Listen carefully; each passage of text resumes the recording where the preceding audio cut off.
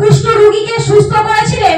ভালো করে শুনবেন, লুক 17 অধ্যায় 11 থেকে 19 পদে বলছেন, প্রভু যিশু যখন 10 জন কুষ্ঠ রোগীকে সুস্থ করেছিলেন, 10 জনের মধ্যে একজন প্রভু যিশুর কাছে এসে ধন্যবাদ দেয়।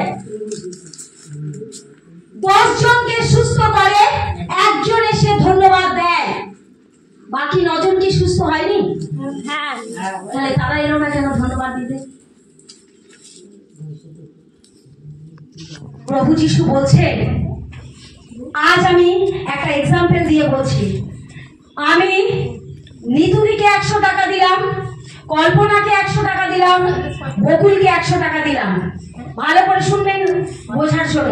আমি 3 জনকে 100 টাকা করে দিলাম। হঠাৎ কল্পনা এসে আমাকে বলল, দিদি তুমি আমাকে 100 টাকা দিয়েছো বলে আমার বড় উপকার হয়েছে। সেই মুহূর্তে আমার ওই টাকাটা খুব দরকার ছিল, আমার অনেক কাজে লেগেছে। পিতাকে ধন্যবাদ দিই। দিদি তোমাকেও ধন্যবাদ দিই। বাকি 2 জনকে যে টাকাটা দিয়েছিলাম, তাদের কি সে টাকা কাজে লাগেনি? তারা ধন্যবাদ দিতে এলো না কেন? পিতা বলছে, তারা কোথায়? বাকি 9 জন কোথায়? তাদেরকে কি আমি সুস্থ করিনি? তারা কোথায়? তার মানে পিতা চাইছেন তারাও এসে ধন্যবাদ দিক, কারণ পিতা ধন্যবাদে খুশি হন। Hallelujah, hallelujah, hallelujah. এছাড়া পিতাকে মহানামে ধন্যবাদ করি।